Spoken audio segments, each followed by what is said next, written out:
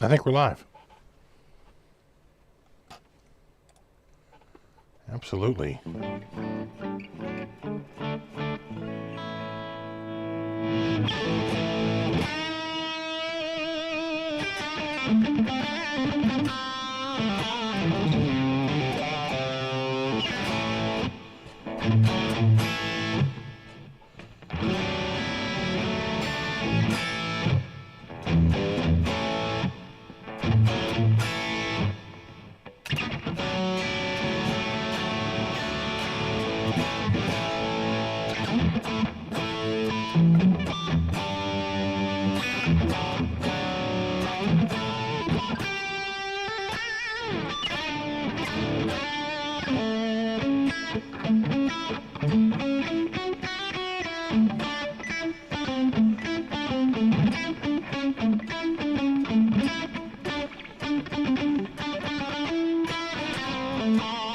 That's a nice mix of major and minor.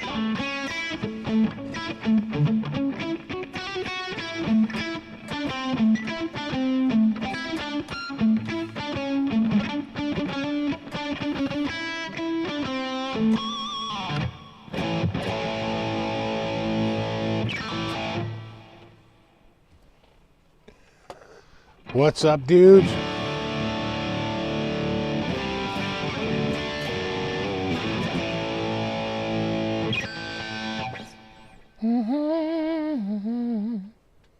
You got Buddy Cat back there. He's sleeping a lot more since he's gone on his meds. He's a drugged out cat now. But he's put on a lot of his weight, you know, that he had lost. He had really lost a ton of weight. He was skin and bones and barely sleeping. He's got that overactive thyroid condition.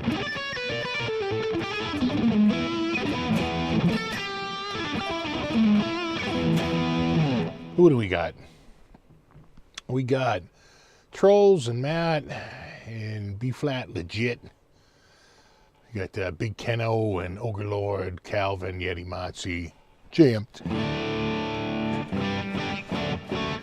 We got Rick, Alkaloids, or Alkloida, like Alcoida.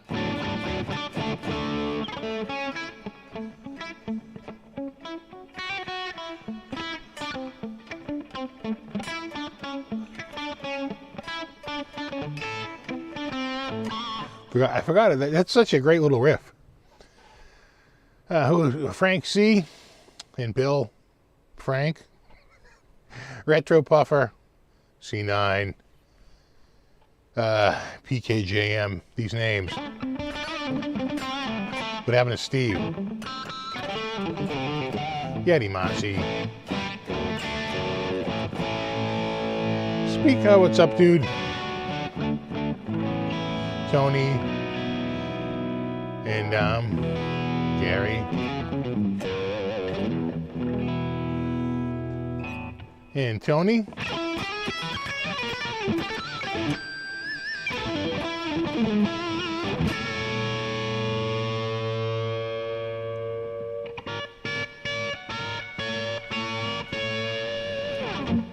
Got William, Eric, the Big Keno, Chris,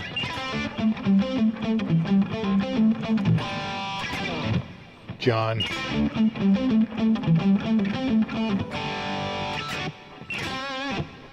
funny guitar guy,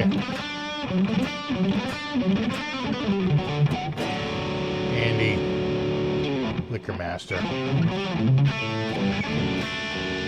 all the usual suspects.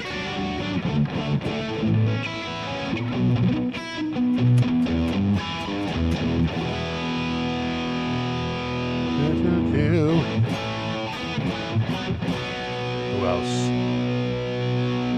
Roxy Man. I'm screwing some of these up, but you know, these names aren't the easiest.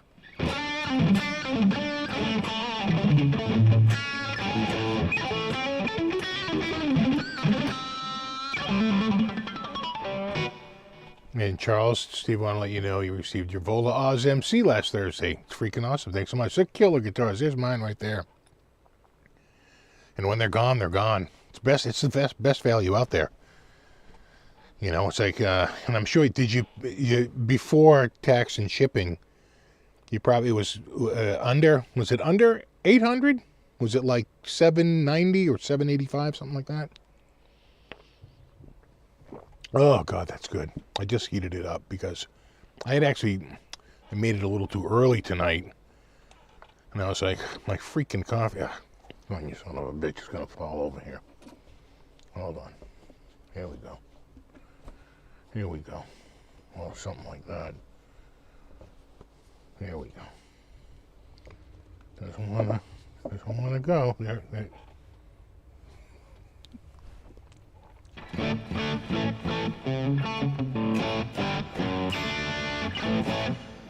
We got Carrie.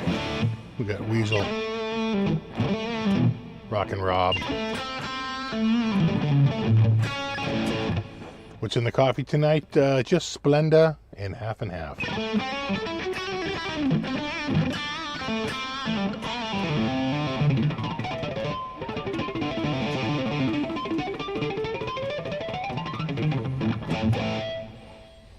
Yeah, those are killer. In fact, a lot of times when I go out and I jam with friends, that's the guitar I bring.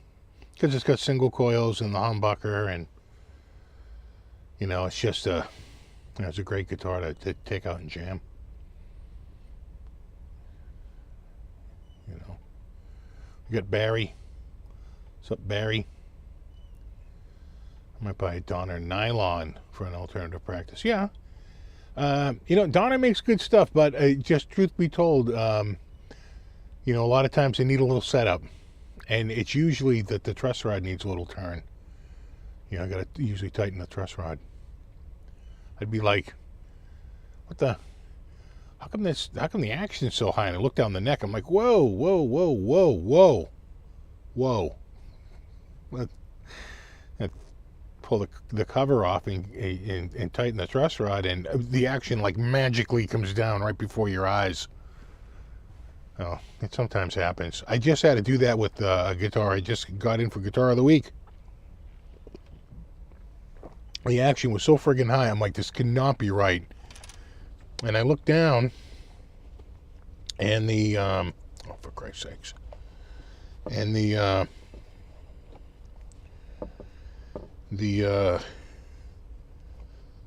neck was like a frickin', like I was gonna, you know, shoot an arrow out of it. I was like, whoa, that is curved. That's quite the curve. And, you know, I went to tighten it up, and the wrench that was provided didn't fit it. I said, I'll bet this is what happened. I'll bet that's one of the reasons why this was returned. Yeah, because I work off the returns list. And I said, I'll bet somebody got this. And they're like, I don't want to bring it in for a setup. It's a brand new guitar. And luckily I had, you know, the right wrench for it, but it wasn't included. They had a wrench. It didn't fit. I was like, okay. That's weird. Okay. That's, yeah. No, you could play around corners with that guitar. But of course, the second I tightened it down, like, you're literally watching the action just come down right before your eyes. Never even had to touch the bridge. Just tightening the truss rod, bam, instantly perfect. So it probably left the factory like that, but it just loosened up. You know? Yeah, exactly. It's like a freaking giant ski jump neck.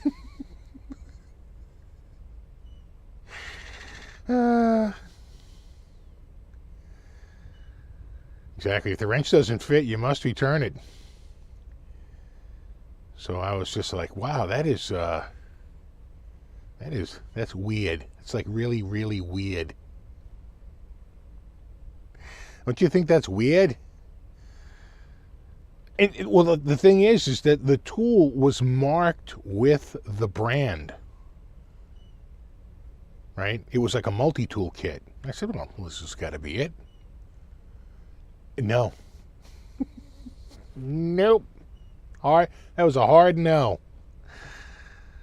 And luckily I had several, and I just grabbed one, and I said, oh, is it me? Did they change the spec on this? But nope, the one I had worked perfectly, fit right in, boom, boom, done, come, you know, crank, like literally 2 cranks, boom, straight. Weird.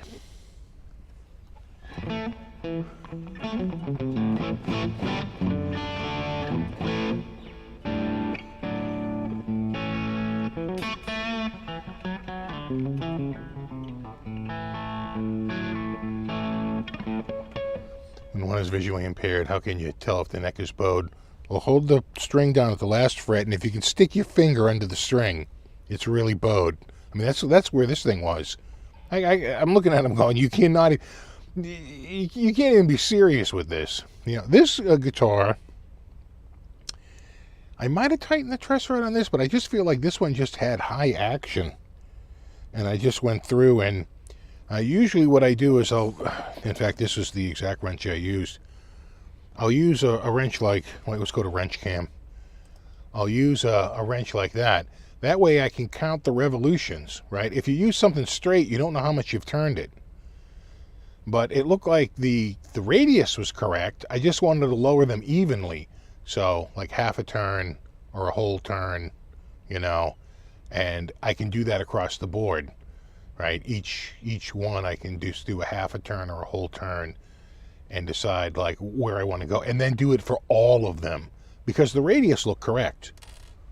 You know, I didn't have to change the radius curve. Generally how you do this, and this is what Dale Irwine does, he figures out the radius of the neck, right? And then he uses a radius guide. He sets the low E and the high E where he wants it. And then he gets the radius guide under the strings. All the rest of the strings are super high. And he just lowers each of the strings till it touches the top of the radius guide. And then it's a perfectly matched radius. The bottom of the strings match the radius of the frets. Boom, done, perfect. I learned that about 10 or 15 years ago. And it was a game changer. Because before that, you know, you're like, I think it's right, or maybe it's not. Radius gauges. Use a radius gauge, and there's no guessing. And every time you do it, you're like, oh, shit, that worked. Oh, that's great. That's perfect. So I checked the radius. The radius was right. I just had to lower them all very evenly. Hey,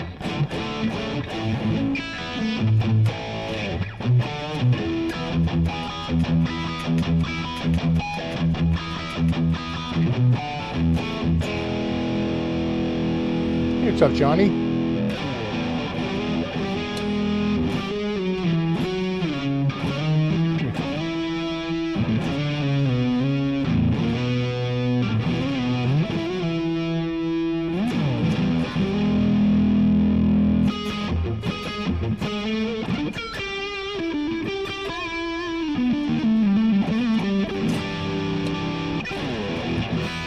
Does that Harley Benton have the chimey tone? You know, I haven't really played it all that much. I suspect it's going to be those are like Filtertron copies, but it's a big hollow body, and that makes it sound a little bit more woody. But I've played that guitar maybe not even a half dozen times. It's more of a looker than a player. The problem is that it's just too big to ship. They went for $150 new, and so I'd probably want to sell it like locally if I did it. And it's just a big hassle. It just stays up there as it's just a wall hanger. It's more like wall art than an actual playing guitar.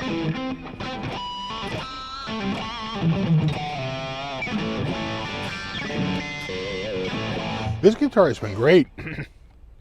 I've been really digging it. Hold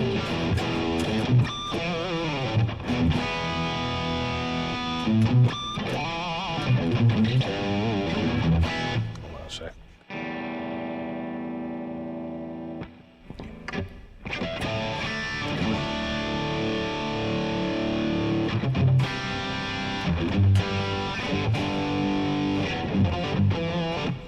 Am I using the air technology? Not on this patch. I actually did come up with a patch recently. Where is it? I think it's... That's air.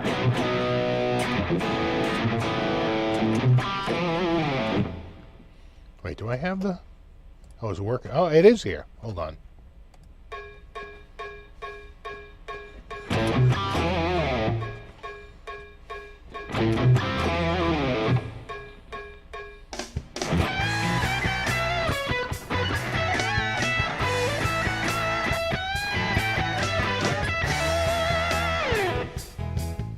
All right, enough of that, or I'm going to get copyright strike.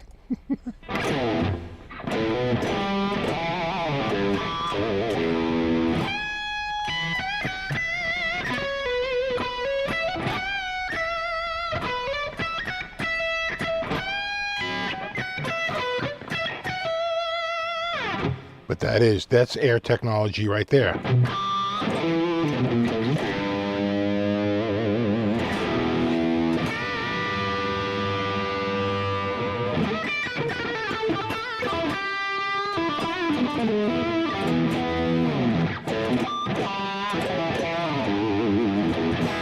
Man, hold on. Ah, better. Yeah, needs more cowbell, right?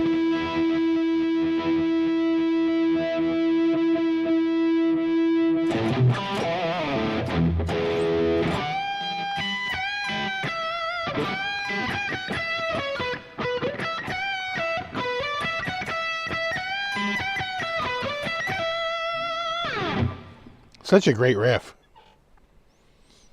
Such a great riff, man. Who else do we got here? Frank, Matt, if I didn't say Matt already.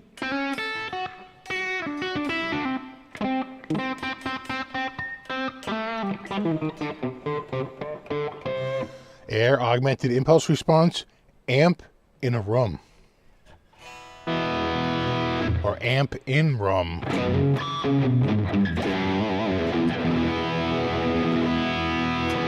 I feel like I'm out a little bit. Hold on. Gotta check the old tune. Oh yeah, I don't like the look of that. I don't like the look of that one bit.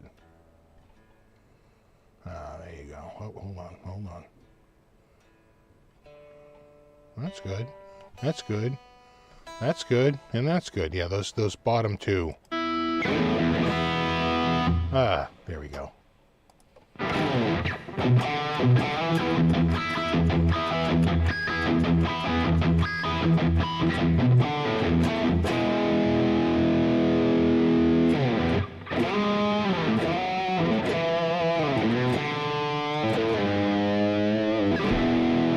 This is actually a Carvin Legacy amp.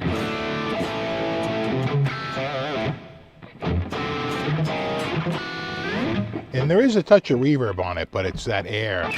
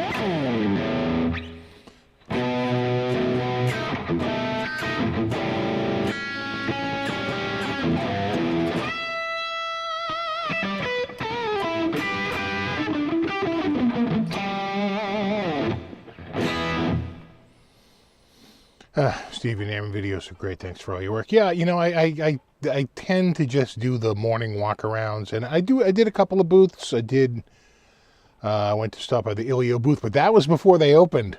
That was at 9 a.m. we shot that video. That's an hour before opening. And and then the Donner booth, I went there, but my God, we couldn't talk. They were in the drum room this year. And man, it is just nonstop friggin' drumming. It is just brutal. There's somebody, you know, whacking a drum set in there at any, you know, moment of time. Johnny Bean will tell you. It's like it's the noisiest friggin' hall of all the halls. It's the friggin' drum hall. And there's a lot of acoustic instruments. It's the same one where they have, like, I think the trumpets. Are they also in there? Or are they in the next hall over? But I just feel like between the drums and the woodwinds and everything, it's cacophony. Word of the day.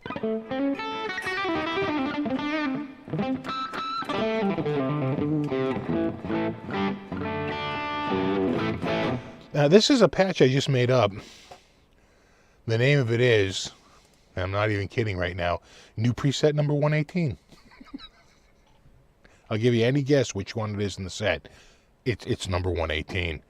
And so this is, what is this? This is a Carvin Legacy with a super cab, and I have the air turned on the super cab, and I have a little D reverb at the end.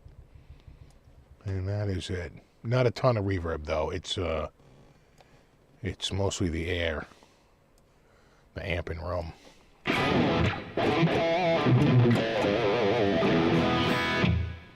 We can go back to the other one if you get tired of this one.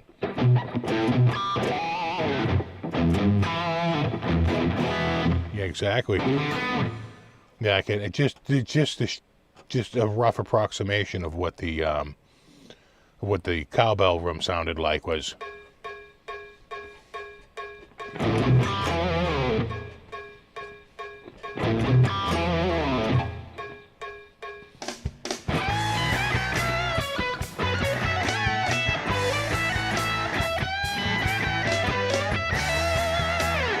All right.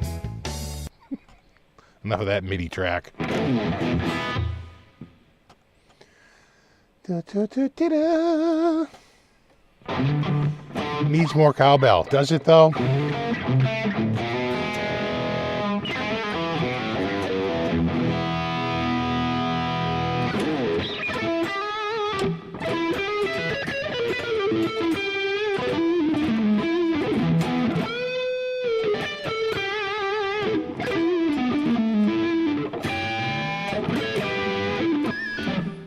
Yeah, one dude in the comments was like, for the video, he's like, geez, man, that place is dead. I'm like, well, it's 7:15 a.m. Yeah, it's a little dead. The NAMM show doesn't open for, let me think about this, 2.5 hours, 2 hours and 45 minutes, right? Because I'm there at 7 and it opens up at 10. I start the video around 7:15. And I usually go until about 8:30. And then even by 8:30, 9 o'clock, it's starting to get a little noisy in there as people show up. It's still noisy. As I was walking around, people vacuuming rugs. You know, you could hear people, you know, going like...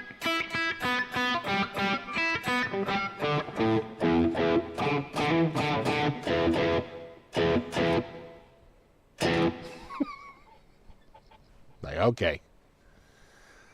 Yeah, the light ballasts. Well, they're there during the day, but it's so noisy you don't notice it.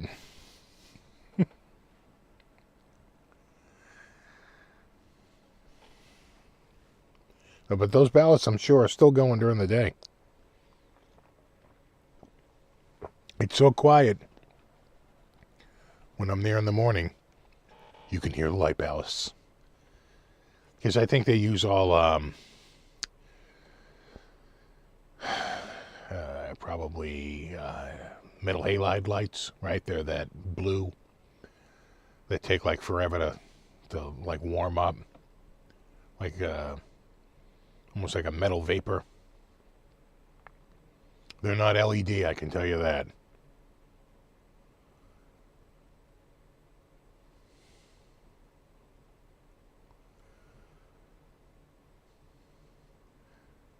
They do. There's a lot of people working the NAMM show is saying. Is it 7 in the morning? Yeah. Yeah, well, the first day, it'll be busy at 7 in the morning. Second and third day, they won't. But I couldn't go the third day because I had to go home. Because of the snowstorm. Oh, speaking of snowstorms, geez. I had the worst friggin' week. The return of the rain from the ceiling in the friggin' bathroom downstairs. My wife texted me and she said, hey, just so you know, I was up early this morning and it looks like it's starting to drip a little bit in the bathroom again. And that was probably a couple of hours. She goes, I put a towel over the washer and dryer. And when I got in there, it had really been coming down for a while. The towel wasn't soaking wet, but it was pretty wet. And so I pulled that off, and I got a bunch of pans, and I put a piece of glass up. I don't know, you can see in there. It wound up breaking and like cutting me, slicing me right here in the friggin' hand. Let's go to slice cam. See it in there? Got me right friggin' there. That's after many days of healing and throwing hydrogen peroxide, and I had Band-Aids on it for days, and alcohol and hydrogen, because I was worried about it getting infected. That's a bad place to get an infection. So it's almost completely healed now, but man, what a pain in the ass. And so I went out to the garage. It was 40 degrees out, which in Fahrenheit is about 8 degrees above freezing. So it started melting, and there was a huge ice dam up there. So I went out and I dug out the snow rake. I had already dug it out once and pulled stuff off, but I said, well, maybe I need to do it again. I went up there and I was pulling the stuff off, and I went back inside, and man, it was just pouring in. I mean, the drips were just crazy. And I was like,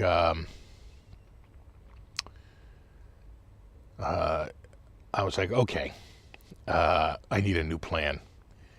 And so what I wound up doing was I needed a new garden hose because my garden hose died last year, and I threw it out. It didn't even last a year. It lasted like the summer, and the thing was already like literally falling apart.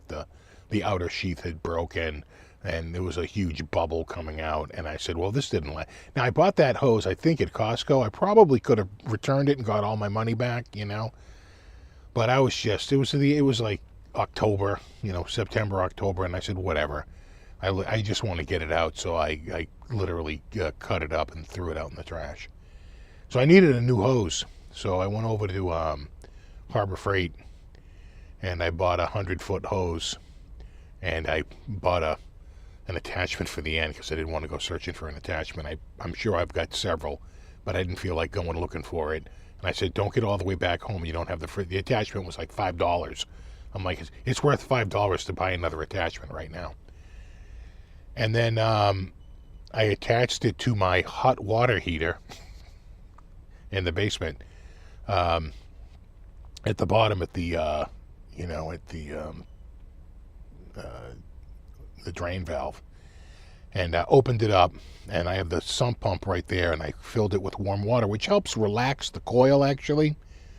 And I dragged it up 2 flights of stairs to the bathroom on the second floor, because the bathroom on the first floor is below a jut out, right? There's a big flat rubber roof on the back. And I sat up there. I stood there for a little bit. I said, you got to go get a chair. I'm already like, you're going to hurt your back again, just standing there for a long time, bent over, looking out the window. So I went and I got I have this wonderful little heavy-duty stool that's very comfortable and like just perfect. And I knew I had it down in the dining room because I had been working on the ceiling, and I use it as a little step platform because it's large. It's really nice. So I went and got that, brought it upstairs, and I sat there. And when I tell you that ice dam was so freaking thick, spraying hot water on it, it still took 90 minutes to really start to break that, to actually get one section that was down to the bare rubber. That's how friggin' crazy it was. And the water, because it's coming out of the bottom of the hot water heater and not the top, it actually turns pretty cold pretty quickly because the water comes in. Hot water heaters work that they bring the cold water into the bottom, and then it gets gradually warmer. If it didn't work like that, as you used your hot water, it would quickly just turn lukewarm, right? You would lose all the heat. So they know that the hottest water is at the top, right? Because hot things rise to the top and cold things stay down the bottom. So that out valve is at the bottom. So it quickly went sort of lukewarm, like very quickly, but it was still warmer than ice. And oh my God, I was out there for leaning out that window for probably 90 minutes, and then I said, "Oh, let me take a break. Let me let the hot water heater, kind of catch up for a while." And then maybe about an hour later, I went up there, and I went another hour, and I finally got a huge section. In fact, when I went up again, a lot of it had dried out because it was so windy, and it was so dry relative to the temperature of the water that it just evaporated the water. I went out there again and and when I went down the first time after I first did it, I said, "Oh, I think it's less. I don't think it's coming in as bad as it was." When I finished the second time up there with the hose, spraying hot water onto the roof, getting rid of the ice and everything, when I did it the second time, when I went downstairs, it had completely stopped. It was over. So I was pretty happy about that. And we're just getting day after day of slightly warmer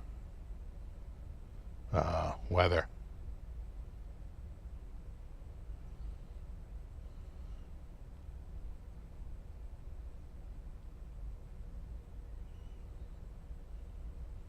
Oh, yeah. So it seemed to fix it. It was an ice dam because it wasn't coming in at the pipe. It was coming in actually at the corner a little bit. And I think it was just it was an ice dam in the gutter, just backed up right over the side. So that seemed to do it. And I was pretty happy with the result. I emptied out the hose. I turned the water off downstairs, and I emptied as much of the hose out as I could by just letting it spray into the sump pump. And then I took the end off, and I had the end in the sump pump, and then I detached it. I had already had it turned off.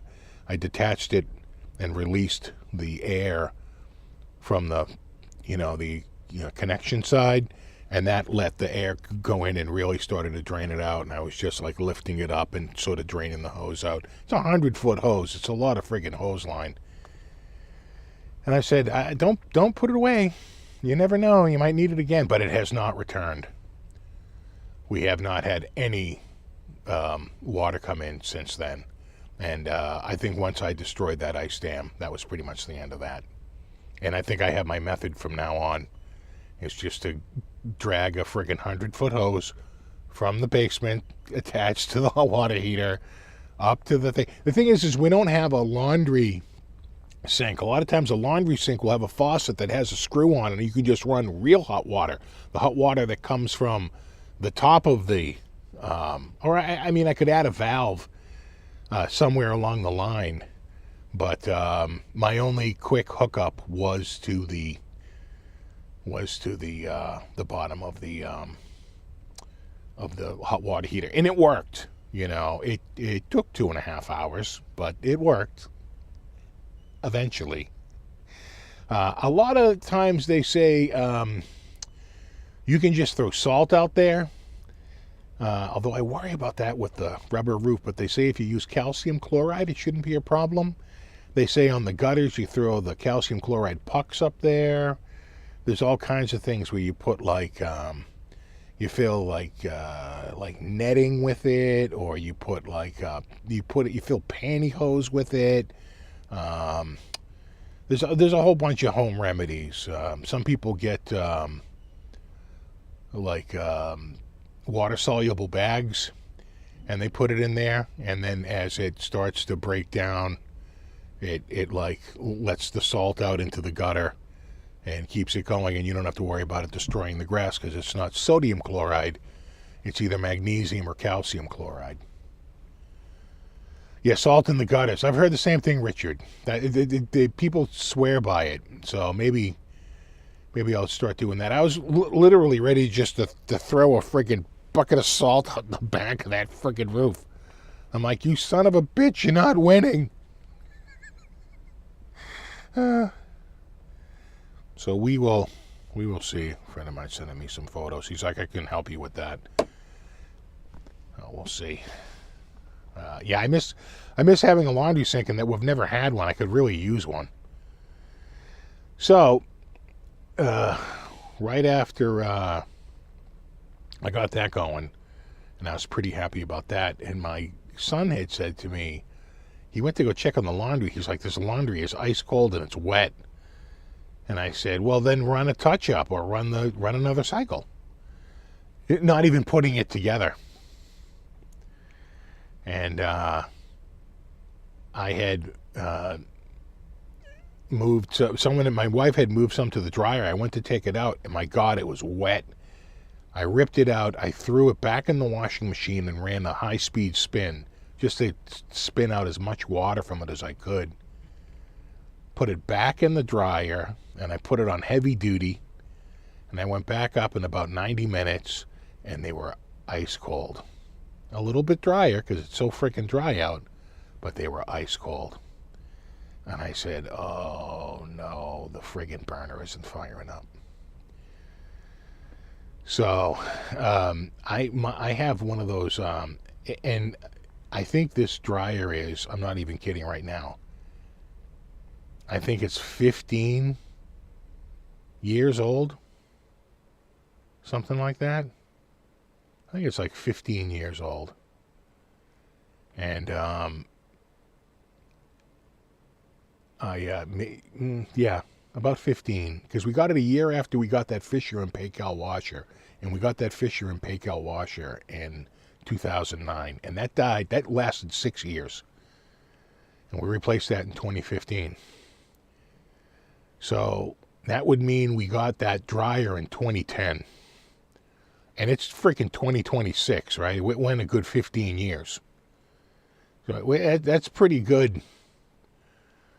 That's pretty good. I'll take it. So there's ways you can do it. The particular one we have actually has a removable bottom panel. Some of them, the front panel is one solid piece, but this one is two-piece. You can pull the bottom panel off, and they're like, well, it might just be dirty and it won't fire up because it sees it as a fire hazard. So I opened it up, and it was full of lint.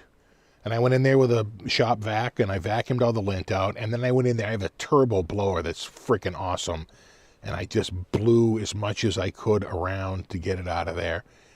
And I tried to fire it up again, and I left it on to see if the glow plug would light up, and the glow plug isn't lighting. So you can get, you'd have to get like a couple of new resistors, right? A new glow plug. There's like a whole bunch of stuff you can get in a kit. And you can put it all in there. But to change it, it's so deep in there. The only really way to do it is I'd have to pull the top off. I'd have to pull the front off. I'd have to get the friggin' drum out, right? You gotta remove the drum, which means you gotta take it off of the pulley system. And I was just like, I'm not doing that. We got 15 years. No, it's not Kenmore, it's a Whirlpool Cabrio. And it's been great. I mean, like literally got 15 freaking years out of it. Just microdose. Dude, you might be onto something there. So I was like, okay. Using the electric chair camera and then the ice dams. Well, it's not good if there's a rubber roof underneath it. And you're better off to just fight cold with hot, which is what I did. And so, yeah, right at that point, it's 15 years, call it. That was kind of my feeling on it. And I told my wife, the dryer is broken. Do not do laundry. And I get up the next morning, and there's a load of whites going. And I'm like, holy shit. And then I said, well, it may not have been her. The kids don't know about it. It could be my daughter. She might have done it. So I texted her and I said, someone's doing a load of whites, but remember the dryer is broken. She was like, oh shit, that was me. I totally forgot. I'm like, well, try not to forget, because we have no way to dry these. She goes, well, the stuff in the dryer was dry. I said, yeah, because I ran it for like 90 minutes, twice or 3 times, and it's so friggin' dry out, it finally just air dried it. But, and I ran an extra spin. I pulled that stuff back in there to do an extra spin. I said, it's going to get mildew and mold. It's going to be nasty. So we can't do this. So I took them out of the wash. I did an extra spin to try to extra dry them. And I took it out. And we just bought a new washer and dryer set, right? It's not an all-in-one. It's 2 units. But it's President's Day weekend. So everyone's having a friggin' appliance sale. So it was actually like a really, really good savings. And we're going from top load on the washer to front load. And I stuck with the same brand. We got 11 years out of the washer. I thought that was pretty good. Our first one we got in 2002. And that lasted 7 years. That went until, 2002. And that lasted until 2009. That went 7 years. The next one, the Fisher and Paykel, what a piece of shit that was. That went 6 years. Right, it was pretty weak. This one was an LG, and it went 11 years. And I'm like, as long as you're more than 10, the dryer went freaking 15. So we wound up sticking with LG. It was also, we found out afterwards, it was the top rated for Consumer Reports. It had, the highest score you could get was 86, and it was that 86. Everything else was rated like a little bit less, because everyone touts their Consumer Reports rating. And so, we felt pretty good. And then I called my dad and I was like, hey, I know you have the front loading ones. What do you have? He goes, LG. He goes, we got the LG. I said, all right. Of course, his LGs were like the most expensive shit ones you could get. They're like $2,600 a pop. But he goes, whatever you do, you got to get the pedestals. He goes, are you going to be bending over to move that stuff? He goes, just get the pedestals. He goes, they're stupidly overpriced, but they're worth it. I was like, okay. So they had a bundled price. It was around $2,000. But then they had an extra President's Day sale. That was with everything. The 2 units, the washer, the dryer, and the drawers. And here's the thing, we got them from Costco, and Costco includes delivery, removal and disposal of the old units, and installation. Now, a lot of other places will say they do it, but they won't do gas. They won't do a gas installation. And they include the parts. They're going to bring a new hose, a new gas hose to install it. So, and they bring all new hoses and all that stuff for the installation. So it's all kind of part of it. And some of the places were like, Yeah, we'll install electric dryer, but we won't install a gas. You got to call a pipe fitter, and only a licensed pipe fitter can install it. You know, it's a big rigmarole. And I was like, no, I'm not doing that.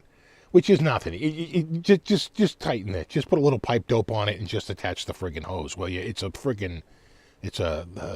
plastic hose that they use now. So I was like, yeah, no, the pedestals are stupidly overpriced, right? I mean, it's like $250 a pedestal. I'm like, really? Really? It feels like they could be $100 less each. Quite frankly, $200 less each. These feel like $50 friggin' pedestals. But they're like, no, they have to be adjustable, and they have to be able to hold the weight, so they have to be very sturdily built. And it's like, oh, yeah, it feels like a gank.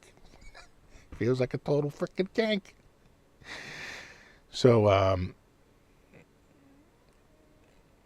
yeah, well, they say, someone was just saying you got to make sure that you got to be careful about, they get a little funky if you don't seal them. But my dad said, whatever you do when you're not using the washer, just leave the front door open. Don't shut the door and leave it closed, because you'll get mold. He said you got to leave whenever the wash isn't being used. He's like, just leave that front door open. And I was like, okay. He goes, because if you don't, you will. He goes, you're going to grow. He goes, it doesn't quite empty the way a top loader empties. He said, so just be ready for that. I said, all right. Yeah, without the pedestal, my 62-year-old self's on his hands and knees trying to grab that last hug. I go, exactly. That's what my dad said. He goes, if you don't get the pedestals, he goes, first of all, he goes, you know, when you get it all at once, they put the pedestal in, they get everything level. He said, you know, they do all that crap. He goes, you'll just be happy you had it done than dealing with it later on. So he goes, just get the pedestals and just deal with it. But I know, big pedestal must be stopped. Exactly. Yeah. So, I mean, I probably could have built a stand for it, right? On using probably a single 4x4 and a couple of 2x6s, right? And so a single 4x4, you can cut it into 4 little posts and get, you know, some 2x6s, 2x8s, right?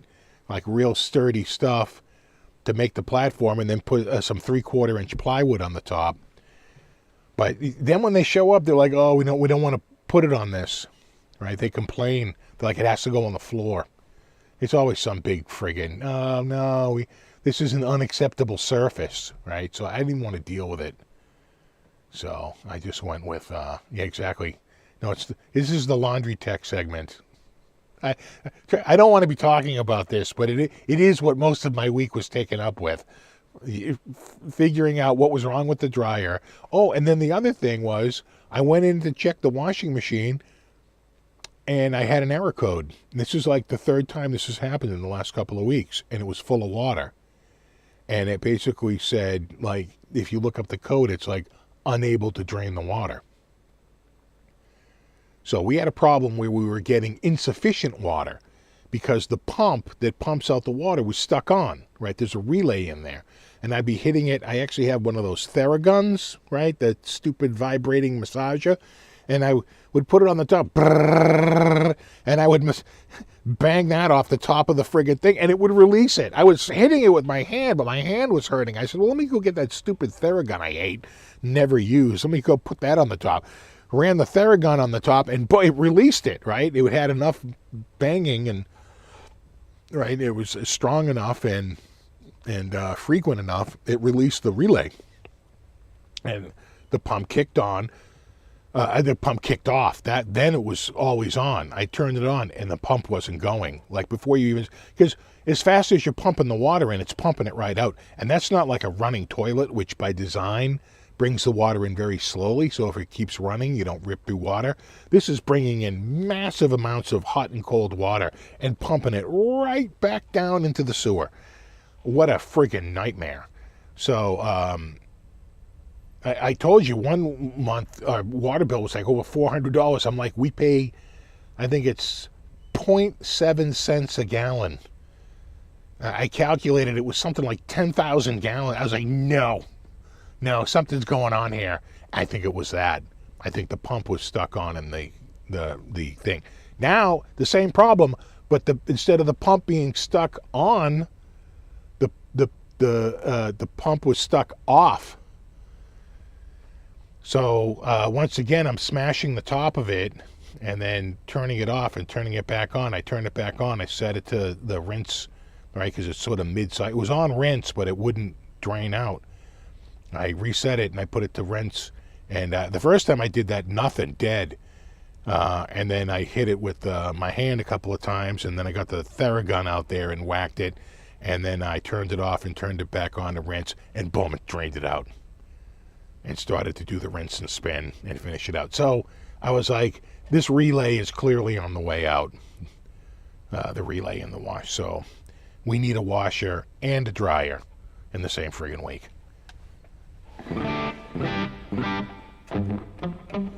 Oh, my wife is like, I don't know if I can go 13 days without washing something. So they might have to go over to my parents and use their washing machine. She goes, oh, we just do too much laundry. I'm like, I know. We certainly got our money's worth out of it, because damn, we do a lot of friggin' laundry.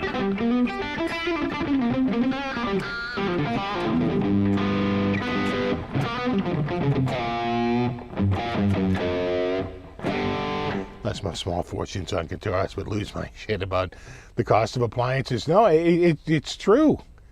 It's true. It's like I was looking, and then it's funny because I was looking at a guitar. I was looking at a guitar that was a really good deal, and the guitar was about $1,650, $1,700. I'm like, oh, that's actually a really good price for that guitar. Then I was like, hey, you're not buying any guitars. You got to drop that $1,650 on a friggin' washer and dryer. It's never going to happen. So if anything, you got to start selling some guitars there, dummy, because you got friggin' appliances to buy. And my wife was like, just give it a week and the refrigerator's gonna friggin' die. I'm like, don't even talk like that.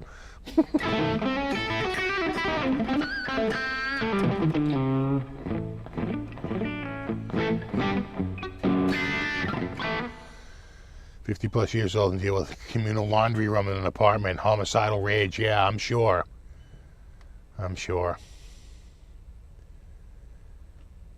It's crazy. I know, hydrate. It's a good point. I'm hydrating right now.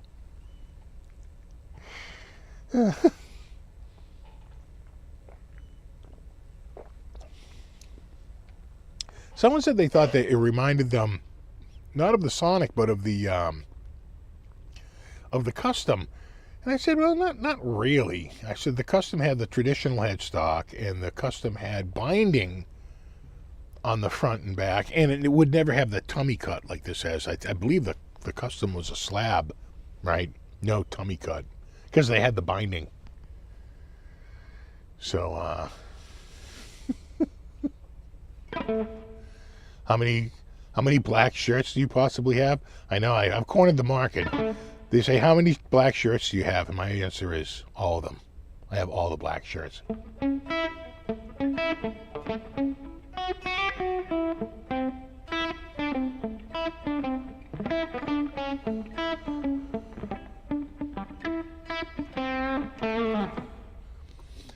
I was in a soapbox moment, and someone told me it works. Open the lid 6 times and it resets the unit. I think it probably does have a lid sensor, but it was time. It was time. Ours was a top-loading LG that used the impeller. It didn't have an agitator.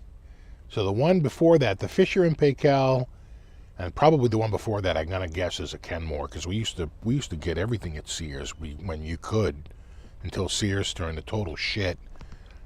But before they did, we used to go there and buy Kenmore appliances like all the time, and it was probably a Kenmore, and that had an agitator. So this is our first front load. I wouldn't get a front load when my kids were little because, you know, you would hear stories about kids fooling around and getting locked in there, and someone's starting the laundry and like drowning the kid, and they don't know how to stop it and get the kid out. And like, you know, these horror stories about kids dying in front-loading washers. And I said, nah, nope. I'm going top load.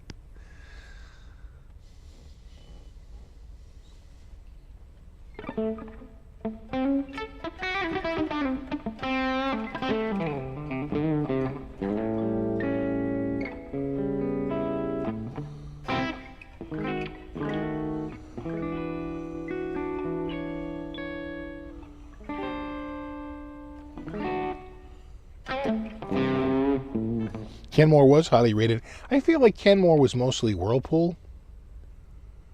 I think that was the contract for the most part, because a lot of the stuff we would get would be like Kenmore / Whirlpool. So I feel it was like Whirlpool.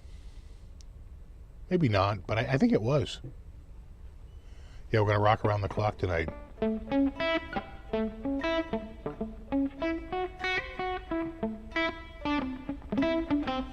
I actually saw this recently on a Paul Gilbert thing, where he was talking about how the one chord is major. And then you get that flat 7, so more like Mixolydian, but you get it. Then the 7 on the 4 chord is the minor.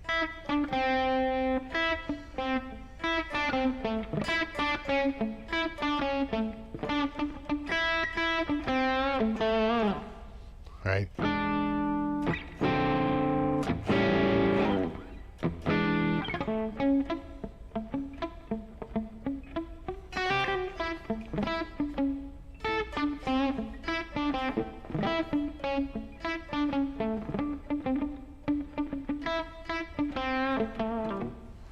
Agreed on Kenmore, yet it was always made by other. Oh, it was always Kenmore. Kenmore was a brand, not a maker. Yeah, exactly. SFB in my washer and dryer. So the only thing I have to do is I'm probably going to, because I've painted it a few times since those went in. Remember, the last item went in 11 years ago. I'm sure I've painted a little bit more. I actually think I'm going to get out my sander and I'm going to sand, because it's just barely 27 inches wide. I'm going to sand the sides of the door. I always take the door off. You know, I get most of everything out of there. I move the kitchen table, so it's a nice, easy way in. But it's going to be tight getting in that room. So they were kind of saying, like, you know, the last time that the LG didn't fit, and they said, if we do it, we might scratch the sides. I was like, I don't give a shit. Get it in there, boys. And he's like, we got this. And it just took a little shove, and they got it through the door, no problem. And like I said, it lasted 11 years.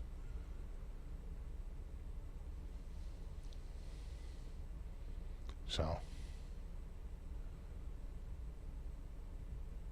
Yeah, exactly. Kenmore Whirlpool is the Charvel Jackson of laundry. It's a complicated relationship. They say, I would always go with top loading, but they say, my dad's like, once you go front loading, there's no going back. He said it's gentler on the clothes get cleaner, it uses a lot less water, he said, and when they dry, they come out drier. He was a big fan. He's a big fan of the front load. He goes, I'd never go back to top load again. I know, free delivery and disposal mean a lost opportunity to use the trailer. Is it an opportunity, though? Feels more like a bit of a burden.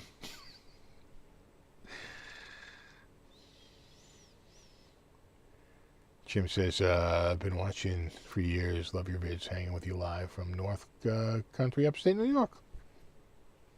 Thanks for hanging out. You like the top load with the agitator? Yeah, They say if you, so the one we had, that LG, was the impeller. And they say that's like the worst. It's good for if you're doing like, a comforter.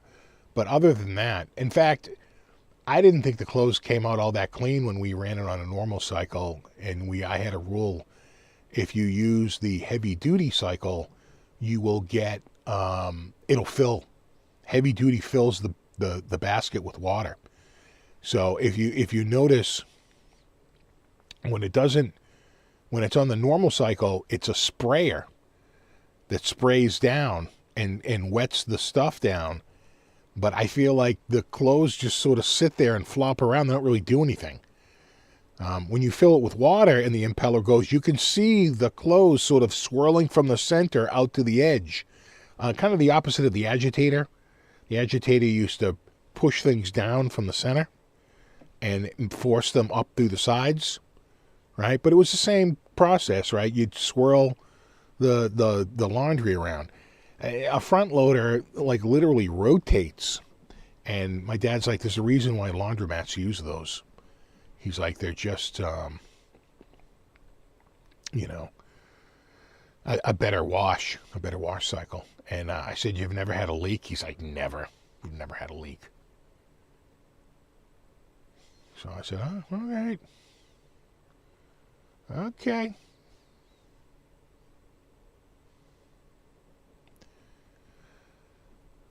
And then the one we bought has 5 sprayers. It's what they call a 360-degree wash to make sure that everything gets soaking wet.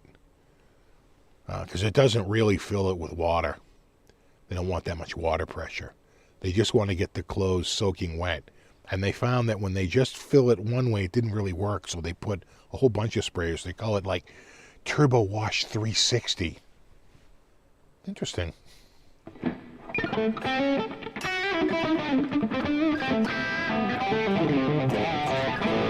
Your wife's the agitator, sure.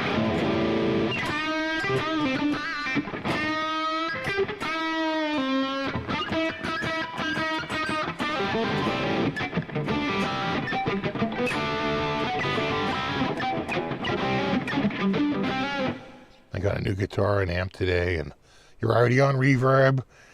Well, you're playing with the new stuff. Dude, it never ends. Sure, you have that guitar now, but what about tomorrow?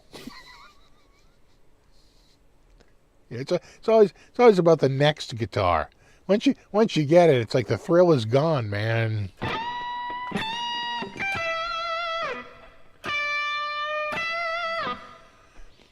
It's like it's time for all the excitement again of waiting on a new guitar, a new amp. What'd you get? What'd you get for guitar and an amp?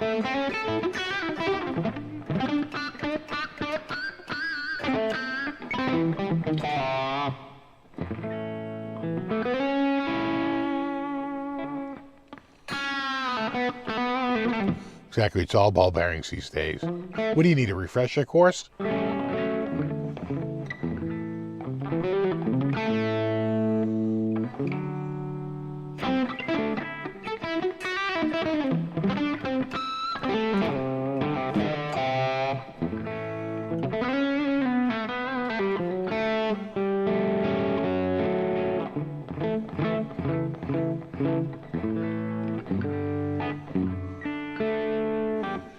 Sold the guitar on Reverb, but only ended up with like 62% of the list value. Is that normal? On Reverb, yeah. I remember I sold a Les Paul there. I had it up for $19.99 and it sold. That guy paid like over $2,100 with the tax and the shipping, almost like 22 something. And I got like low 1800s. And I was like, it was like a $440 swing from what he paid to what I got.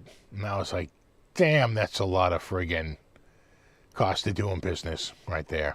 That is crazy. Yeah, exactly. New guitar plus one is the Einstein equation for happiness.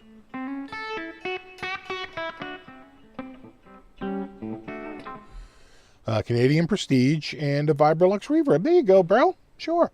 Hey, speaking of Vibrolux Reverb, did you see Fractal known for their very expensive, but very much loved hardware amp modeling technology. What with the Axe effects and and Axe effects like products. They have come out with. They've finally gone the software route, and now they have very expensive software. They're breaking it into separate releases. So the first 4 releases are $99 each, and they contain maybe 8 to 12 amps each. 9 to 12 amps in each set, and cabs and other effects. But if you want all 4, I think they'll do a bundle deal for $300. So $300. So I was thinking about it. I said, if those are just the Fender amps, I said, it sounds like if you wanted to get everything, when they start coming out with the metal amps, like Mesa and other and other ones, Bogner and Diesel, and when they come out with the Marshall stuff, I'm sure they're going to do all kinds of plexis and different Marshall ones. By the time you at $99 for each, remember they just come out with Fender, and if you bought them 4 individually, it'd be $400. If you buy them as a set, it's $300. I said, by the time you're done, it's going to be about the price of an Axe Effects. I was like, sounds a little pricey.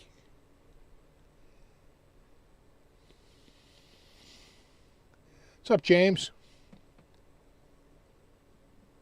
Sold one for $1,000 last week, $50 shipping, and net $707. Yeah. No, it's a big swing. It's a big swing,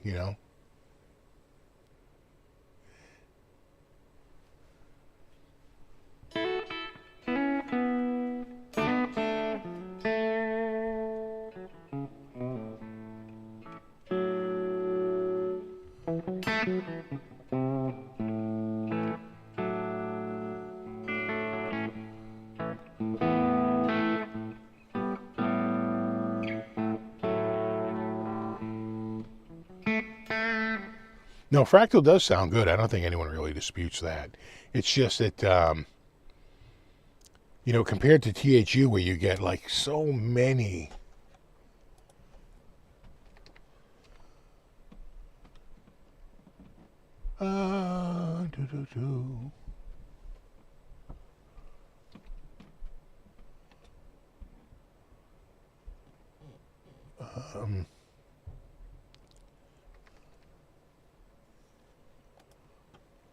Yeah.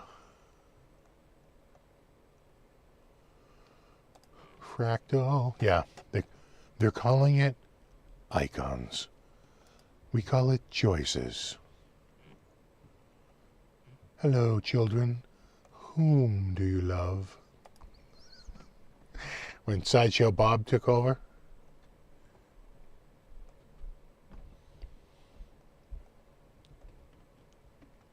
Yeah, so 36, that's 8, right? Because there's 4 items. So they're doing 8 per set.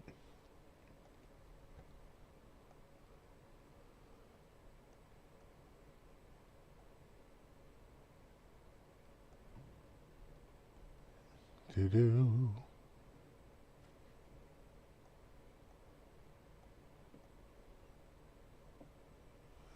The Fullerton Collection. Industry-leading amp modeling, Dynacab speaker sims, world-class effects, plug-in and standalone formats, preset browser and tags, input calibration and leveling, designed for creative flow. Shop Fractal.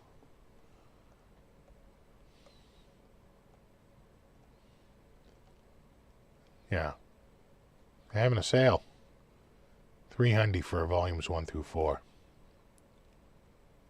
And how much is an FM9? Well, $1,800. And how many amps? Did they tell you? Did they tell you the total number of 2,200 factory cabs? What? How many total amps?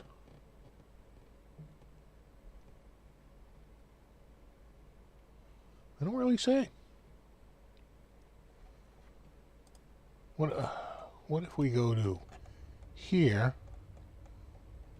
which is not the store but the website,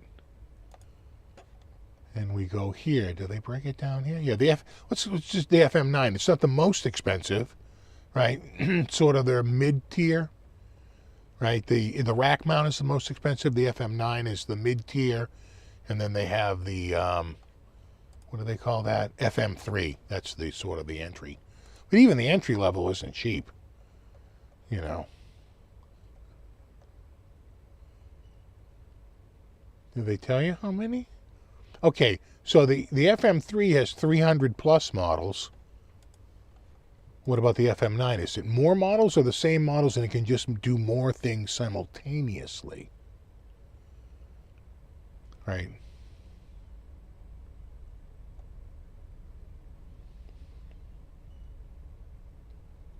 Not really seeing Dynacap. 325 plus. And it can do 2 amps simultaneously. All right. And then if we go to the top dog, do they have the... Right there. All right, so here's the best one. Certainly the most expensive. Is it the same number of... Is it the same number of amps? Well, the FM9 was 325 plus. So is it just the same number, but again, you just can do more because it has more processing power. But you don't get more amps. I suspect that might be the case. Right, same number of amps, you can just do more routing, you know, a little bit more of everything because it's... Yeah. I feel like this is due for an update. Like this has been around now for a number of years. I think it's friggin', although this is the AXFX3 Mark II Turbo, right? So at one time there was an AXFX3, then an AXFX3 2, Turbo, and then an AXFX3 Mark II Turbo. So they're doing a lot with what they have. It feels like, though, you get around 325 amps. So you wonder, with the icons, you know, that's 2500, that's 1800, that's 1100, that's 300, and you get 32 amps, 10%. That would, you know, so 10% of the amps for 300, that tells me it's going to be around $3,000. If you want all the amps, right? 10 times, right? 10 times the and that's the bundled amount. There are no returns, no refunds, no exchanges. You bought it, you own it.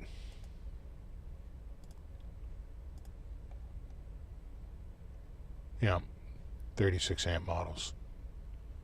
40 effects. Yeah, it does seem a little expensive compared to what's out there, because you can get THU, which is what I'm going through right now, on sale. No, when it's new, it's $299, but when it's on sale, which it's on sale a lot,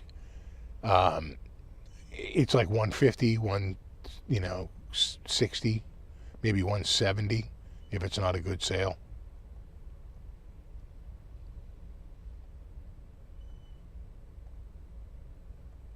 Again, you still have to bring a computer to this, and you still have to have a nice interface. So it's not like, you know, it literally is just software. But, you know, it's so easy to reamp. It's just, there is a lot of convenience with it, being able to reamp, because you can just record the dry track and then just change your amp after you've recorded it, like no problem at all. In fact, a lot of people might do one track on the out so that they have the performance that they want to hear, and then they'll record another one which they don't hear, but it records it and it's just dry. That way they can go and they can reamp the second one, no problem at all.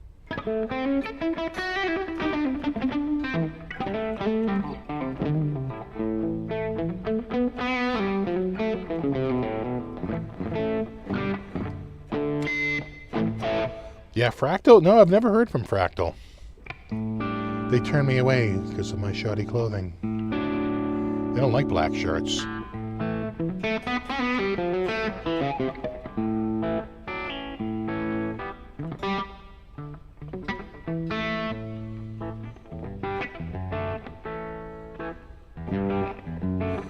My shirts are never gonna look better now that we're getting the new laundry.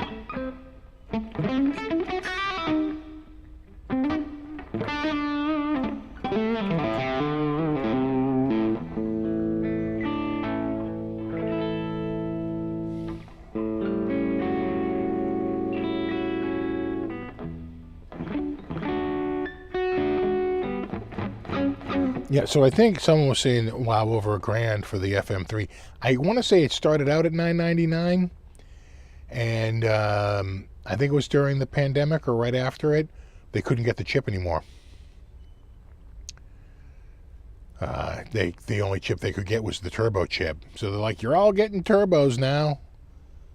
It's like, why don't you just put the faster chip in it? They're like, but it's turbo. And that's going to cost you, bro. I mean, it's an extra $200, but you can tell all your friends it's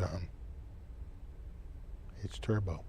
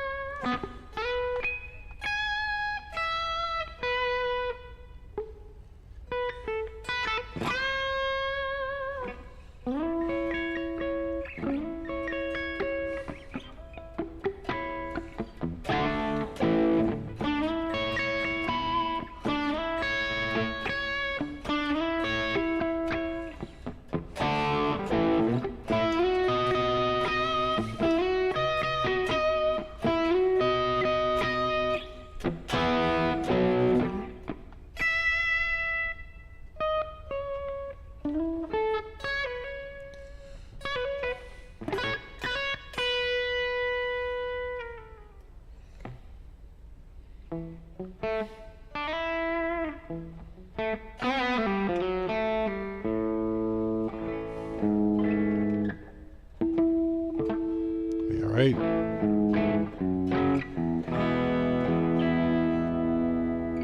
Could be a little out here. Hold on. Well, that's not bad.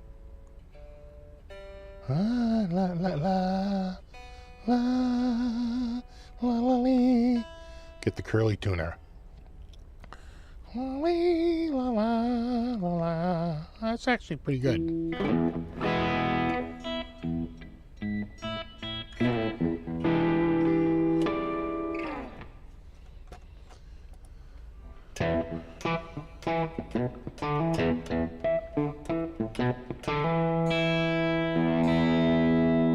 I don't think it's too high.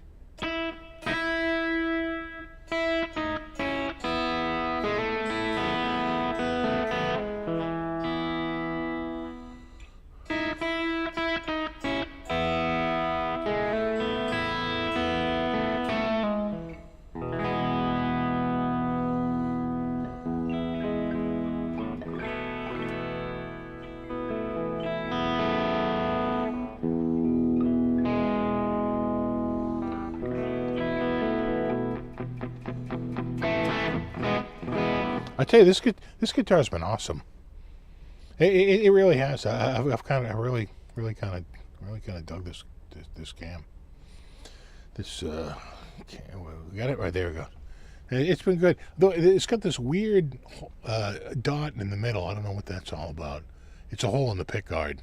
Is it a tone hole? Could be. It's like, what the? It is a hole. It's a hole in the pickguard. I was like, but why?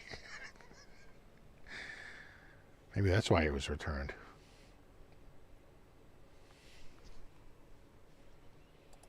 You know, like we were thinking about putting a screw there, but we had second thoughts.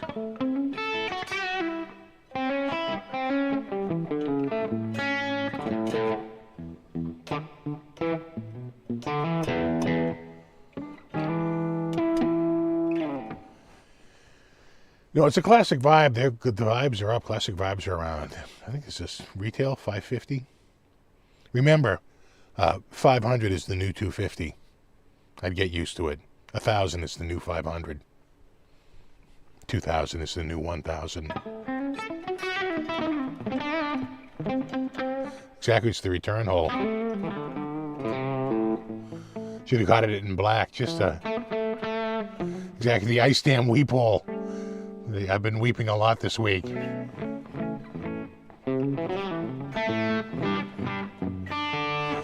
It's the glory hole. It's where all the glory comes from.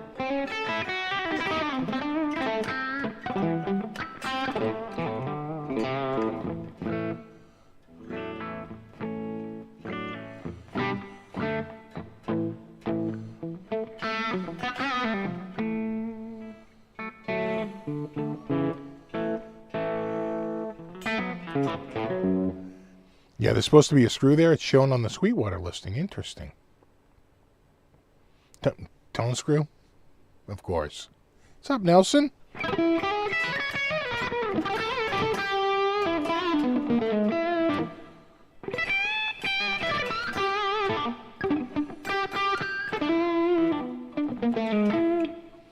Terry says the screw in the middle is just to keep the pickguard down in case it warps. Okay.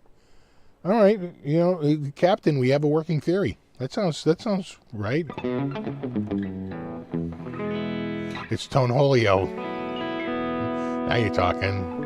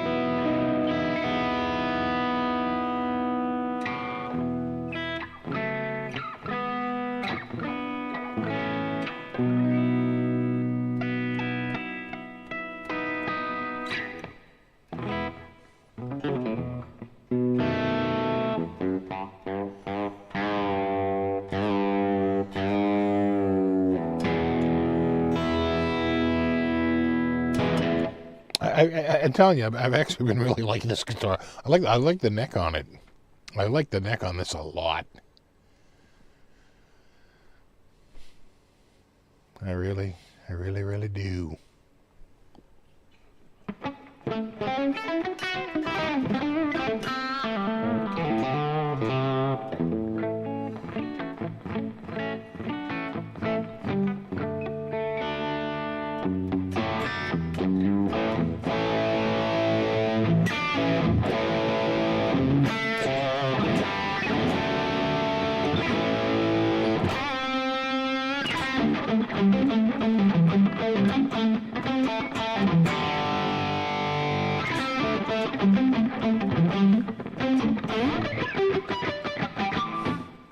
I'm going through THU. It's a different patch than I normally use. This, of course, is, where is it? This is new preset number 186. How's that for telling you nothing? This is the Carbon Legacy V30 amp. And I have the internal cab turned off, and I'm using a, their liquid IR super cab. It's like a cab, but it's super.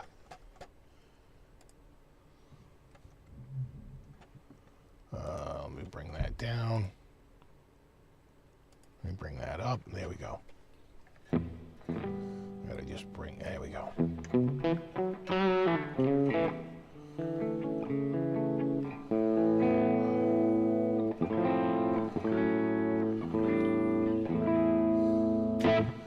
Yeah, I think that's what Steve Vai uses, the Legacy, right?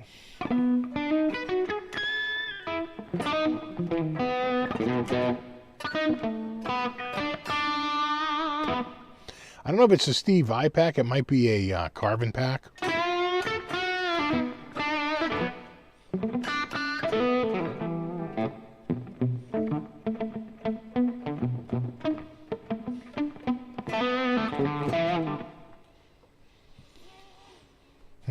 Well, this is gloss. That's definitely a gloss finish. The pickguard still has the plastic on it. I'll leave that for the owner.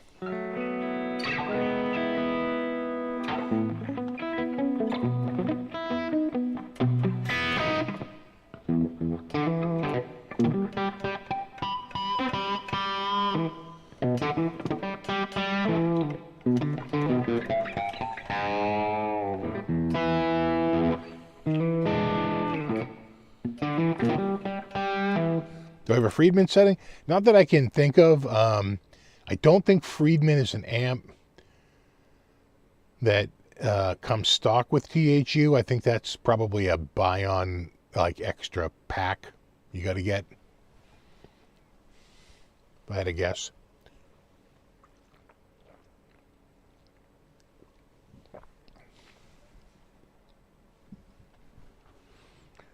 I think the Synergy models do pretty well. You got to remember, Synergy started out with Randall, right? That was the whole...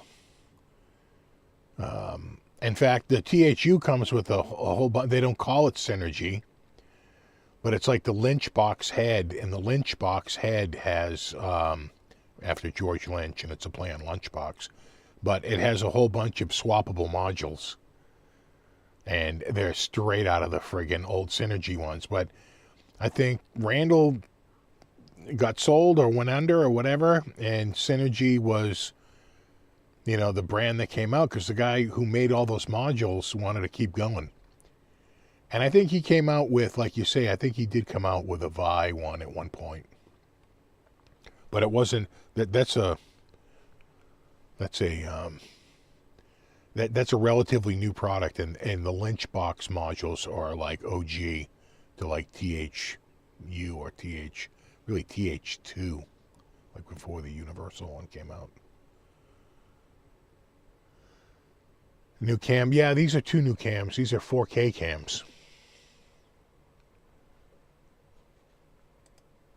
So you're getting all the 4K glory. These are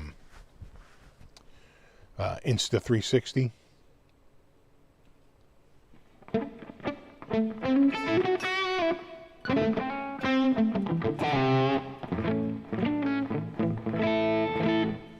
Okay, so Randall licensed it, yeah. Sure. The weight's kind of heavy. It's a poplar body. There's no way it's quarter-sawn. Quarter-sawn's sort of going away, and you don't really see quarter-sawn on certainly a classic Vibe. It's hard to get quarter-sawn on anything but like their top-of-the-line models now, which is annoying. It used to be quarter-sawn. Once you got up to like the top models, it was sort of a thing. I think the only brand right now that will say quarter-sawn might be EVH, like on the special. You know, my Charvel is from 2013. That first round there it's like the first year of Made in Mexico. They're all quarter-sawn, but becoming harder and harder to find. Of course, if you bought custom shop, it'd be quarter-sawn, but it's a lot of money to pay for what I think should be pretty standard. Yeah, when I first got this, I thought it was alder because of the weight, but it turns out it was poplar.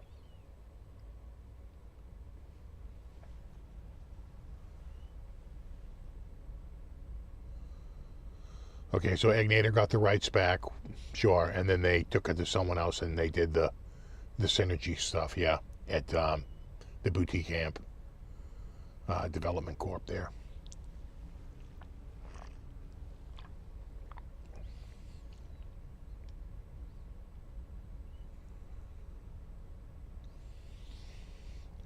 This isn't light, and this is poplar. In fact, my Ibanez Les Paul, I think, is poplar as well. The one from the 70s. And that's not light either. It's got some weight to it.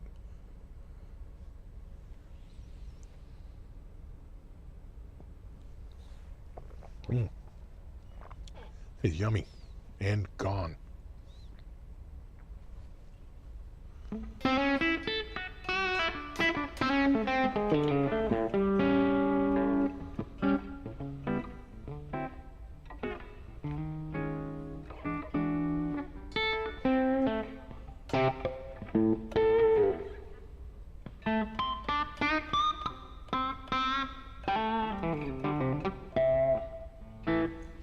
I think I've seen Henning do. He's done a bunch with Synergy. I'm pretty sure. Poplar is similar to maple in terms of like density and weight per cubic foot or whatever. They have a weight, a standardized weight that they use. Yeah, the Ibanez has DiMarzios. At least mine does. It came with probably the, was it 70s Super Fingers or something? Dirty Fingers? I forget now.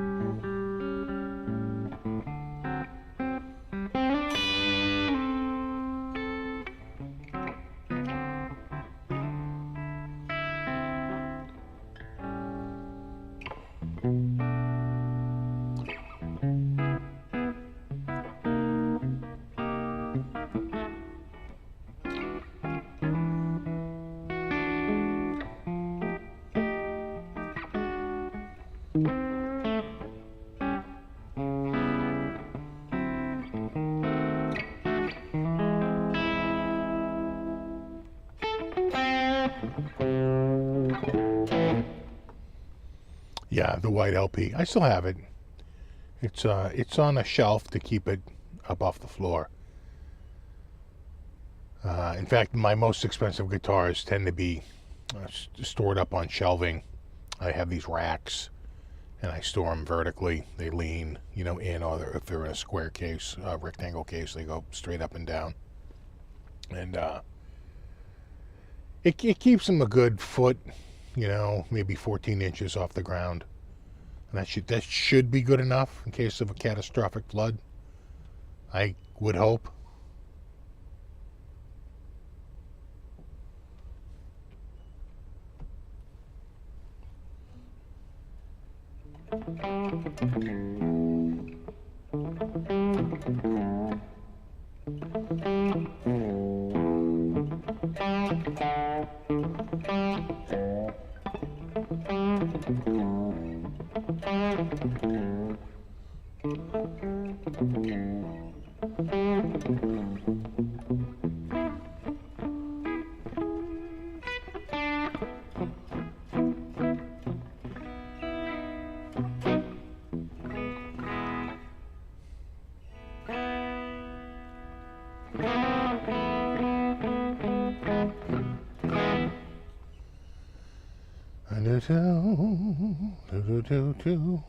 So what else happened this week? The only big release I saw was the software. I don't know if there was much other in terms of hard. All the hardware really came out the week of NAMM and really the week leading up to it. That's really where most of the hardware comes out. We're sort of in a quiet period right now. Mm-hmm.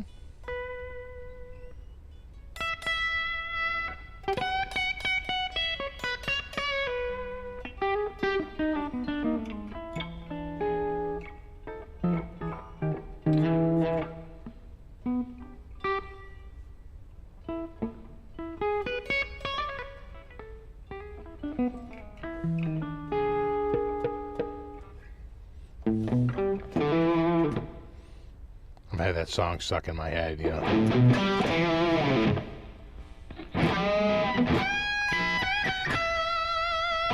Such a great riff.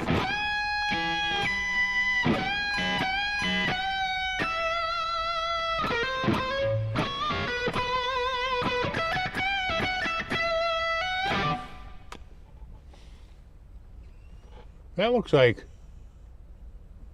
Huh. That looks like wood to me.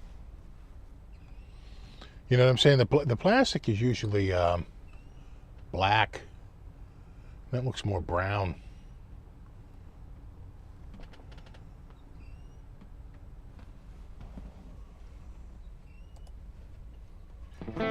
It's probably not walnut because that's what the Americans use, but it's just like a darker wood. That's a tone plug.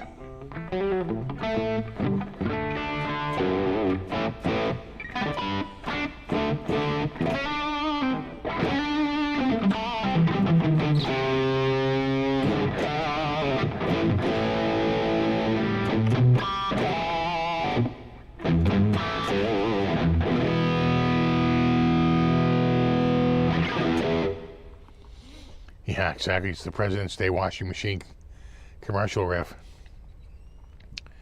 Yeah, talk about having a good timing. We actually did get a pretty good deal on the set. So, but they're so backed up, it doesn't get delivered, I think, until the 23rd or 24th. So we've got a little wait before it shows up. I shit myself today. I looked up the specs, and they're like, yeah, 27 inches wide, and they go like 38 inches front to back. I go, geez, that sounds like a lot, but let me go check the one we have in there, and I check it, and it's like 28 and a half inches. I'm like, 28 and a half, 38, 10 more inches front to back? I'm like, and then I'm thinking to myself, well, it's got the drum isn't going tall-wise, it's going front to back-wise. Oh, my God. Are we going to have a problem here? I can't give up 10 more inches. I went back and looked at the spec. I had read it wrong. It was 30 inches. It's only like an inch and a half deeper than the one we have. And I was like, okay, 30 is fine. We're at like 28 and a half right now. And, yeah. And we're like 8 inches from the wall. So, and they said you only have to be 4 inches from the wall. So, we're good. But I did have a sort of a little panic attack, like, oh no, do we have to cancel these and find a different set? But we're good.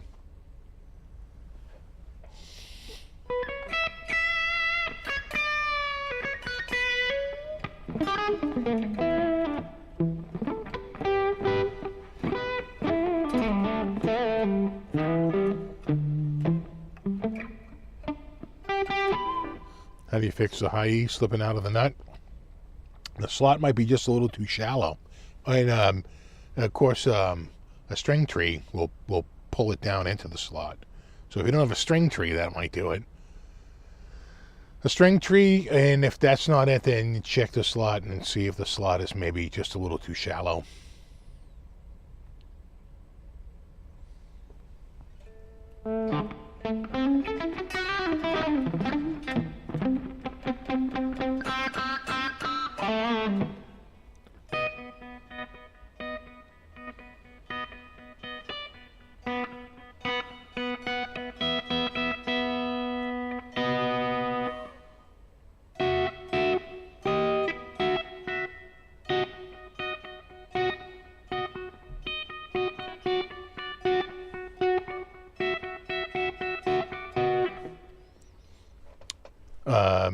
Both, actually, both the washer and the dryer were about 28.5 inches deep. The dryer might have been slightly less, but it shouldn't be a problem. It sucks when your appliance is dictated by the size of the hole in the cabinetry. Right. I have that with my fridge. We cannot get a big fridge. We can't get we don't have our pick of. It has to be a little bit shorter than what most of them are, and the width is always screwing us. It won't fit in. I jammed this last one in there, and yeah, we have the same exact friggin' problem. Our cabinetry is a little small.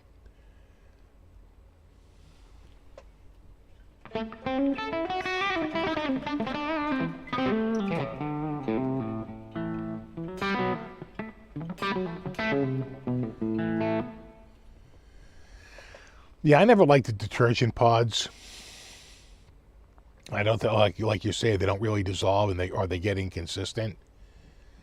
And so I just stick with. I don't even like powdered. I stick with the liquid detergent. And I think we've always had to use even that LG that we have now, even though it's a top load. It can only really work with HE, the high efficiency, so it doesn't suds up too much. You know, you always see people, they're like, well, I ran out of laundry detergent, so I just put some dishwasher detergent in there. How'd that work out? The room was full of suds. Yeah. Yeah, no, that's a terrible idea.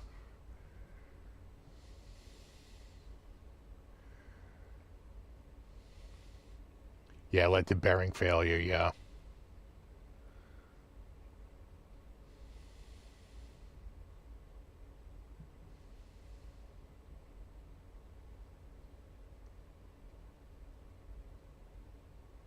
Actually, got the guy to make you above the fridge cabinet a little smaller, right? So you could get a little bit taller fridge. Yeah, we're definitely limited by height, because once I tell it like, okay, the maximum height can only be these many inches, it's like it cuts out like 3/4 of the friggin' available refrigerators, certainly half of them, and then the width knocks out another half. We're really limited. It's a friggin' nightmare.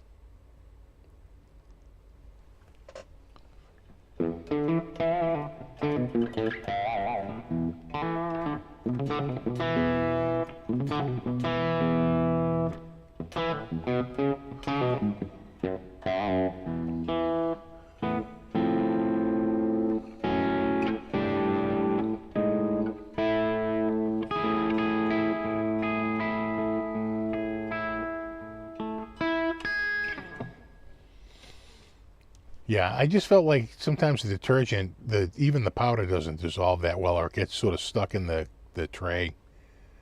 So I just use liquid. It's just better, without a doubt. And we usually go with the Costco stuff, which is always works. Never have a problem, and it's a lot cheaper than the Tide or anything, like any of the big brand names.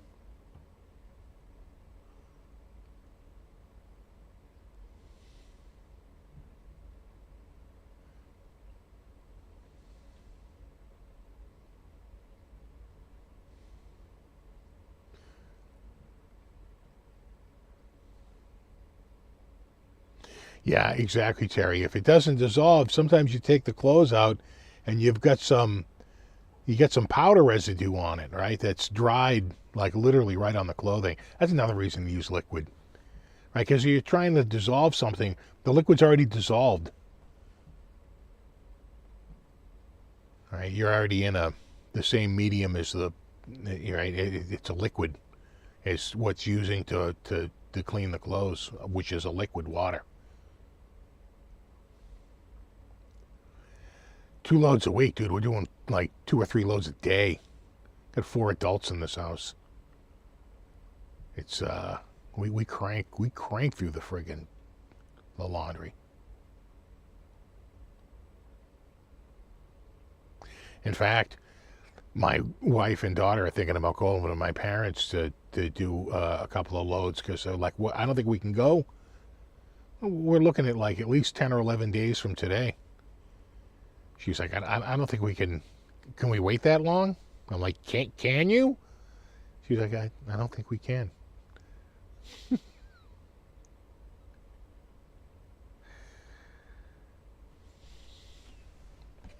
Yeah, use the Oxy in the tub with hot water.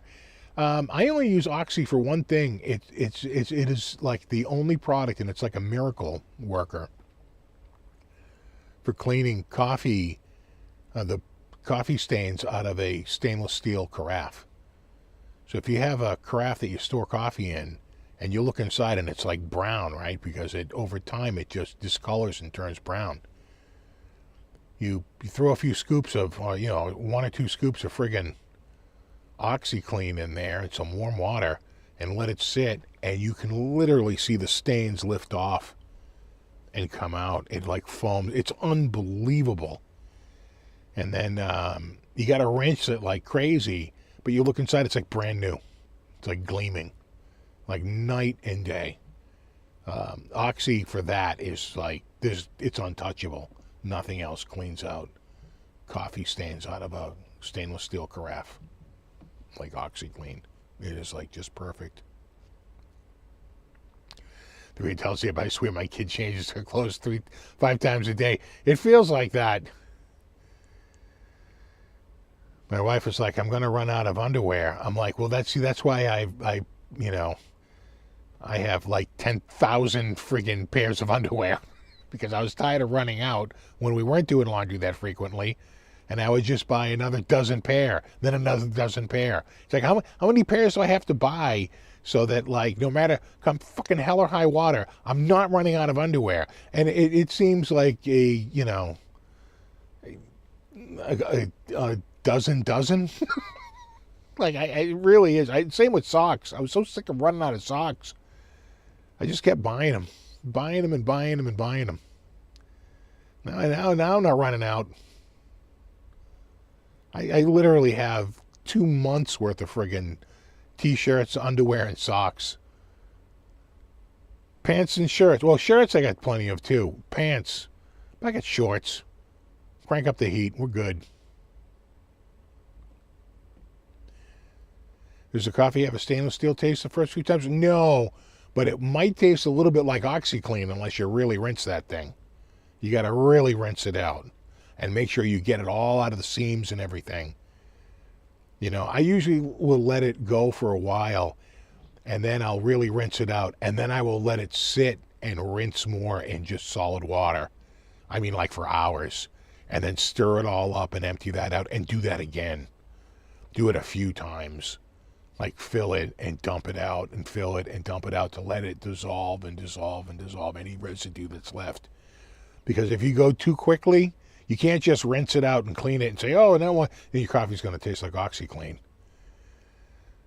So, but by doing that, filling it and letting it sit in solid water for a while, it's good. Do you match socks to wear? Oh, do I ever. All my socks are the same. My socks are like my shirts. They're black, and they're all the same.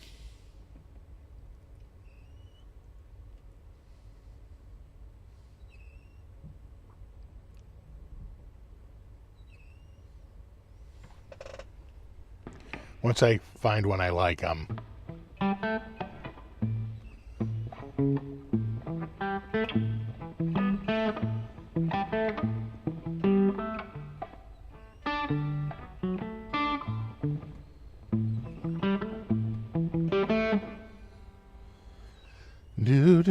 do. So we was the Super Bowl last weekend, or was it the weekend before that? I feel like it was last week. No?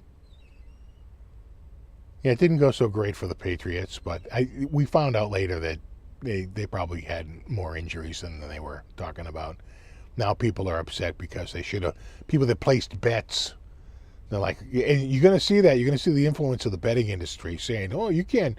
You got to let us know when someone's injured so we know whether or not to place a bet." It's like, well, a bet is risky. It's an inherent risk. So no, you're not going to get.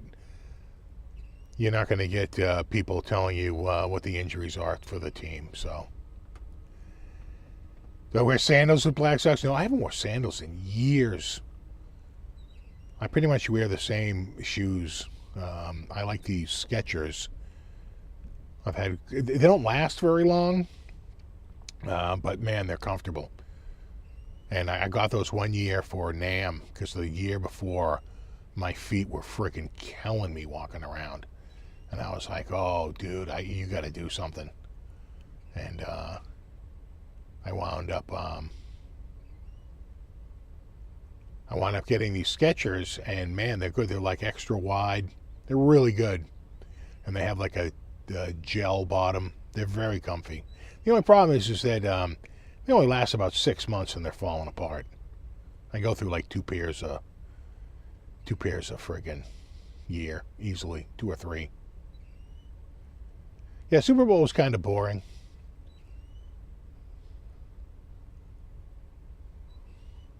Yeah, I felt like I felt like the Pats were getting sort of manhandled, you know. Yeah, you want to see Vegas, the hockey injuries.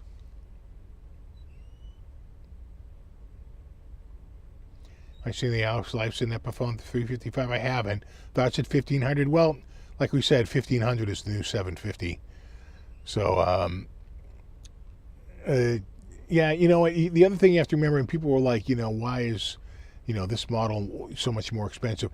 Because if there's a signature name to it, they're paying out a royalty on top of everything else. So it's always more expensive if you want a signature model because they've got to pay out a royalty to the artist for each unit sold. So that's where extra cost comes in. Crocs and socks, baby. There you go. No, I don't think KitchenAid makes washers and dryers. I'd say the biggest ones out there are LG, Samsung, Whirlpool, GE. Who am I missing? Those are the ones right off the top of my head.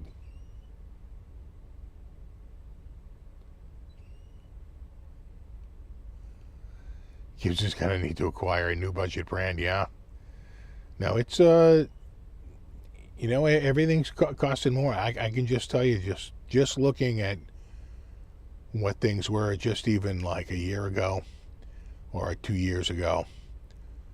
Yeah, they're definitely up without a doubt across the board.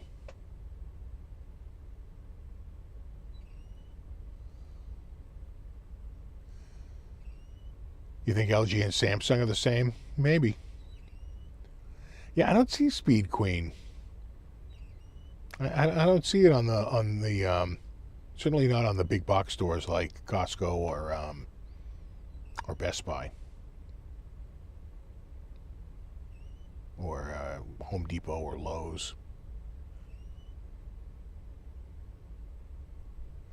Samsung and LG are Korean rivals. I think LG is the old, remember Gold Star? Gold Star had such a bad rep, they rebranded to LG.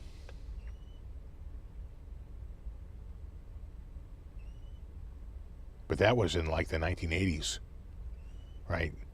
Gold Star had a bad rep coming out of the 80s, and I think they rebranded to LG in the 90s. Oh, it's been 30 years. Yeah, Bosch, but Bosch is expensive, man. You know, yeah, Maytag, that's the other one. I didn't think of that. Maytag, yeah. Yeah, but they won't carry Bosch at the big box stores. You got to go to like Poirier or like you know, one of the more boutique places. You know, do they also sell Sub-Zero refrigerators? Now you're in the right place. Which is crazy that Fisher and Paykel, which is usually a more of a boutique store brand, was in. We bought that out of, I want to say, Home Depot. But that thing sucked. It barely lasted. It's the shortest life of any washing machine we ever had.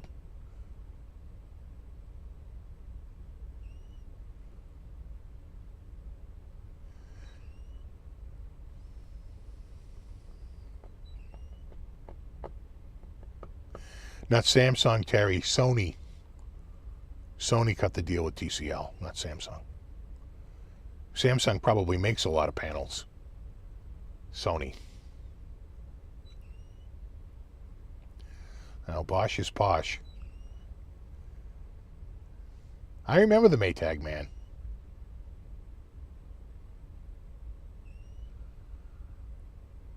That guy could sell refrigerators, huh? Well, really, probably more like washing machines back then. Maytag was really known for laundry stuff, washers and dryers.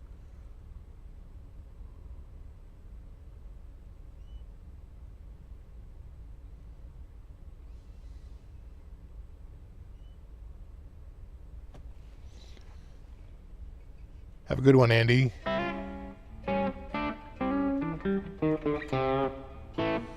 Have a good one, speaker. Yeah, we're out of here in about a minute.